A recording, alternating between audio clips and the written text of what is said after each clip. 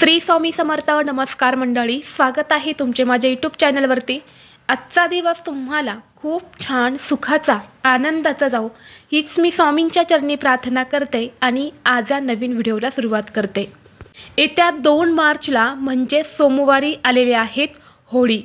दरवर्षी फाल्गुन महिन्यातील हुताशनी पौर्णिमेला होळी हा सण साजरा केला जातो. या हुताशनी पौर्णिमेचा प्रारंभ 2 मार्चला सायंकाळी 5:57 होणार आहेत आणि समाप्ती 3 मार्चला सायंकाळी 5:07 होणार आहेत. आणि म्हणून यंदा होलिका दहन हे 2 मार्चला सायंकाळी केले जाणार आहे. 3 मार्चला यंदा धुलीवंदनच्या दिवशी वर्षातील पहिलेच चंद्रग्रहण आलेले आहेत.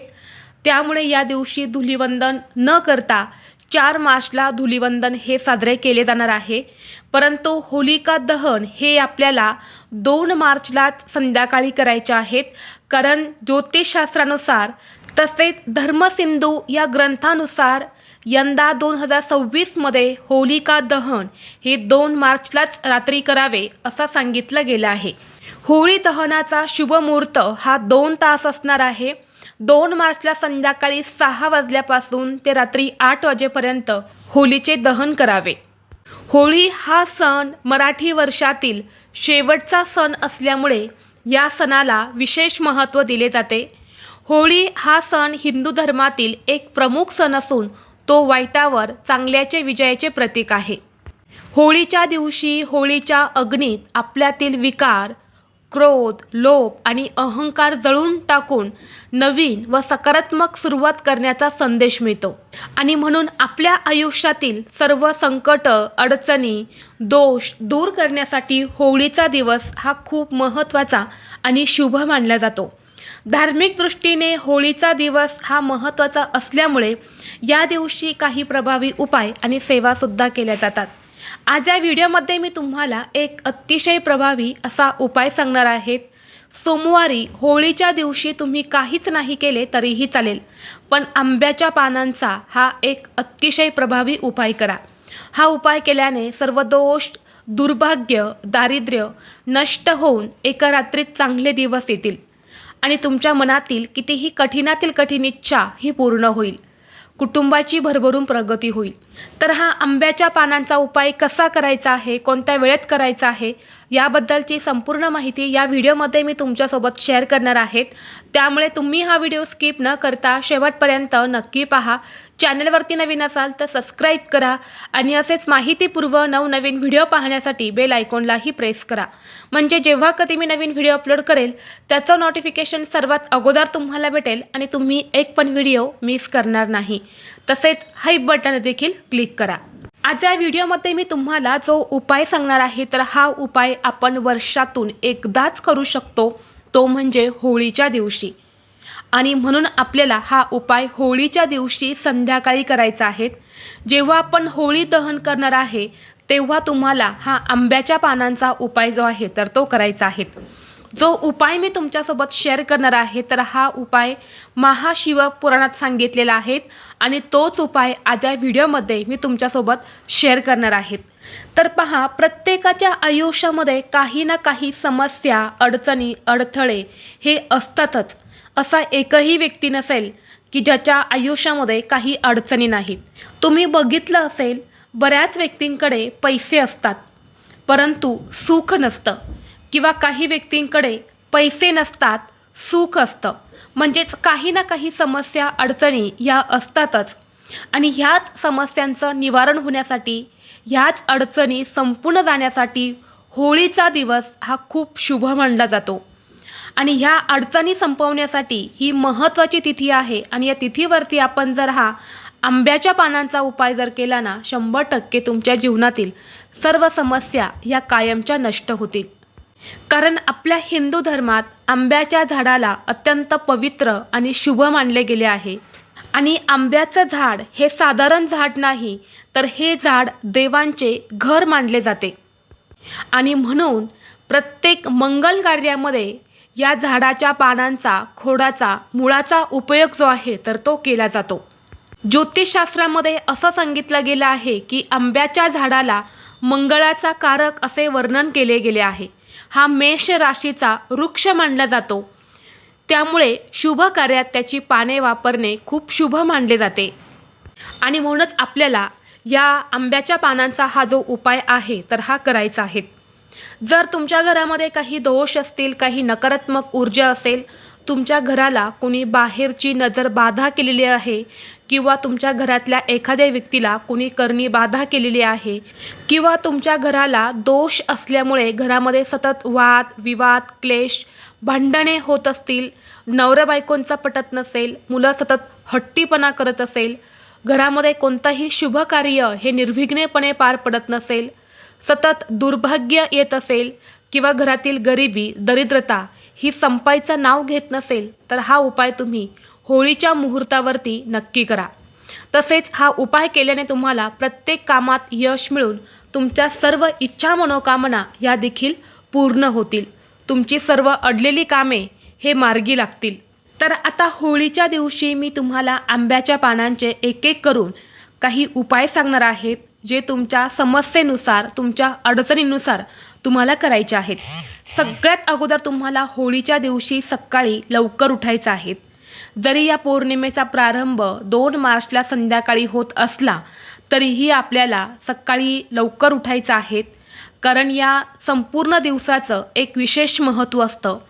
त्यामुळे सकाळी लवकर उठायचं, स्वच्छ स्नान करायचं आहे, आपल्या घराची स्वच्छता तुम्हाला करून घ्यायची आहे, मुख्य प्रवेशद्वारावरती रांगोळी काढायची आहे आणि यानंतर तुम्हाला आंब्याच्या पानांचं एक तोरण बनवायचं आहे. 11 किंवा 7 आंब्याच्या पानांचं तोरण बनवून तुम्हाला तुमच्या मुख्य प्रवेशद्वारावरती लावायचं आहे. आता या दिवशी अनेक आर्टिफिशियल तोरण मुख्य प्रवेशद्वारावरती लावले जातात, परंतु ते तोरण फक्त आपल्या घराला सुशोभित करत असतात, परंतु त्यातून कोणतीही सकारात्मकता जी आहे तर ती आपल्याला भेटत नाही. परंतु आंब्याच्या पानांचा तोरण जर आपल्या मुख्य प्रवेशद्वारावरती लावले तर घरात खूप जास्त प्रमाणामध्ये सकारात्मक ऊर्जा निर्माण होते आणि घरातील नकारात्मक ऊर्जा ही नष्ट होते.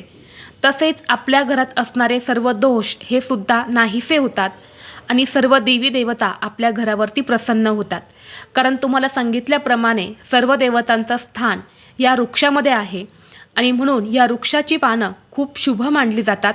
म्हणून तुम्हाला 11 आंब्याच्या पानांचं तोरण किंवा 7 आंब्याच्या पानांचं तोरण करून ते तुम्हाला तुमच्या मुख्य प्रवेशद्वारावरती लावायचं आहे. होळीच्या दिवशी खूप जास्त प्रमाणामध्ये तंत्रमंत्र क्रिया ज्या आहेत तर त्या केल्या जातात आणि ते तंत्रमंत्र क्रिया ज्या आहेत तर त्या आपल्या घरावर आपल्या कुटुंबावर होऊ नये म्हणून हे तोरण तुम्हाला मुख्य प्रवेशद्वारावरती लावायचं आहे. होळीच्या दिवशी जेवढी सकारात्मक ऊर्जा असते तेवढी नकारात्मक ऊर्जासुद्धा असते, म्हणून तीच नकारात्मकता आपल्या घरात येऊ नये म्हणून असं तोरण प्रत्येकाने आपल्या मुख्य प्रवेशद्वारावर लावायचं आहे. आता हे तोरण किती दिवस ठेवायचं आहे? होळीच्या दिवशी, दुसऱ्या दिवशी चंद्रग्रहण आहे त्या दिवशी आणि तिसऱ्या दिवशी, चौथ्या दिवशी तुम्हाला काढून लगेच ते निर्माल्यामध्ये टाकायचं आहे. जास्त दिवस असं तोरण मुख्य प्रवेशद्वारावरती चुकूनही ठेवायचं नाही. ही सगळ्यात महत्त्वाची गोष्ट तुम्हाला होळीच्या दिवशी करायची आहे. आता यानंतर जे पुढचे उपाय मी तुम्हाला सांगणार आहे ना, हे तुम्हाला होळीला संध्याकाळी करायचे आहेत. जर तुमच्या घरामध्ये एखादा व्यक्ती आजारी असेल, सतत त्या व्यक्तीला दवाखाना चालू असेल, गोळ्या औषधं चालू आहे, सतत ती व्यक्ती आजारी पडत आहे, दवाखाना चालू असूनही त्या व्यक्तीला जर बरं वाटत नसेल, त्या व्यक्तीचा आजार जर बरा होत नसेल, तर तो दूर होण्यासाठी तुम्हाला हा उपाय त्या व्यक्तीसाठी करायचा आहे. तर होळीच्या दिवशी तुम्हाला एक चांगलं पान घ्यायचं आहे, कुठेही फाटलेलं तुटलेलं नसावं, चांगलं एक देठाचं पान घ्यायचं आहे. त्या पानावर तुम्हाला 2 गुलाबाची फुलं ठेवायची आहेत, एक बत्तासा ठेवायचा आहे आणि आजारी व्यक्तीच्या डोक्यावरून ते पायापर्यंत तुम्हाला 31 वेळा अँटी क्लॉकवाईज फिरवून घ्यायचं आहे आणि ते तुम्हाला होळीच्या दहनाच्या अग्नीमध्ये टाकायचं आहे. जर हा उपाय स्वतः व्यक्तीने केला तर अतिशय उत्तम. स्वतः व्यक्तीला हा उपाय करणं शक्य नसेल तर मग दुसऱ्या व्यक्तीने आजारी व्यक्तीसाठी हा उपाय केला तरीसुद्धा चालणार आहे. नक्की करा हा उपाय. जर तुम्ही केला ना, 100% जी पण व्यक्ती आजारी आहे तर तिला गुण येईल, त्या व्यक्तीच्या तब्येतीमध्ये तुम्हाला नक्कीच फरक जाणवेल. त्याचबरोबर जर घरामध्ये सतत पैशांच्या आर्थिक अडचणी येत असतील, कष्ट आणि मेहनत करूनही कष्टाला आणि मेहनतीला यश मिळत नसेल, जिथे तुम्ही 5 रुपये कमवता तिथे तुमचे 100 रुपये खर्च होत असेल आणि यामुळे तुम्हाला सतत पैशांच्या आर्थिक अडचणींना सामोरे जावं लागत असेल, तर या होळीच्या दिवशी तुम्हाला आर्थिक समृद्धीसाठी, धनप्राप्तीसाठी आणि लक्ष्मीप्राप्तीसाठी एक आंब्याच्या पानांचा उपाय करायचा आहे. तर तुम्हाला हा उपाय करण्यासाठी 3 आंब्याची पानं घ्यायची आहेत. ही पानंसुद्धा चांगली घ्यायची आहेत आणि ही तिन्ही पानं तुम्हाला तुपामध्ये बुडवायची आहेत. प्रत्येक पानाला थोडंसं तूप लागेल एवढं तूप त्या पानाला लावायचं आहे आणि ही पाने तुम्हाला होळीमध्ये दहन करायची आहेत. जिथे कुठे पेटती होळी असेल त्या पेटती होळीमध्ये तुम्हाला ही पानं अर्पण करायची आहेत, ज्यामुळे घरात संपत्ती आणि समृद्धी येते. ही पानं अर्पण केल्यानंतर या होळीला 11 प्रदक्षिणा करायच्या आहेत आणि सुख समृद्धीसाठी होलिका मातेला मनोभावे प्रार्थना करायच्या आहेत. त्याचबरोबर जर भरपूर दिवसापासून तुमच्या मनामध्ये एखादी इच्छा असेल, प्रयत्न कष्ट करूनही तुमची इच्छा पूर्ण होत नसेल किंवा तुमचं एखादं अडलेलं काम आहे, प्रयत्न करूनही त्या कामामध्ये तुम्हाला यश मिळत नसेल, तर या होळीच्या दिवशी तुम्हाला 7 आंब्याची पानं घ्यायची आहेत. ही पानंसुद्धा चांगली घ्यायची आहेत. एकावर एक ही पानं व्यवस्थित ठेवून एका पांढऱ्या रंगाच्या धाग्याने बांधून घ्यायची आहेत आणि यानंतर ही पाने तुम्हाला मधामध्ये बुडवून शिवलिंगावरती अर्पण करायचे आहेत. शिवलिंगावरती जिथे अशोक सुंदरीचे स्थान आहे, स्क्रीनवर तुम्हाला दिसत असेल, तर या ठिकाणी तुम्हाला शिवलिंगावरती ही पानं अर्पण करून तुमची इच्छा मनोकामना जी आहे तर ती व्यक्त करायची आहेत, ज्यामुळे तुमच्या सर्व इच्छा मनोकामना ह्या पूर्ण होतात. तसेच जर या दिवशी तुम्हाला आंब्याचं एखादं वाळलेलं लाकूड जर भेटलं तर ते तुम्हाला घरी आणायचं आहे आणि यानंतर जेव्हा तुम्ही होळी दहन करणार आहे तेव्हा होळी दहनाच्या वेळी हे लाकूड तुम्हाला त्या होळीमध्ये नक्की टाकायचं आहे. यामुळे घरात असणारी अशांतता, वास्तुदोष जो आहे तो दूर होत असतो. तर ही अत्यंत महत्त्वाची माहिती मला तुमच्यापर्यंत शेअर करायची होती. व्हिडिओ तुम्हाला आवडला तर लाईक करा, चॅनलवरती नवीन असाल तर सबस्क्राईब करा आणि हा व्हिडिओ आपल्या मित्रपरिवारासोबत जास्तीत जास्त शेअर करा. चला तर मग भेटू असंच पुढल्या एका नवीन व्हिडिओमध्ये. तोपर्यंत सर्वांना श्री स्वामी समर्थ.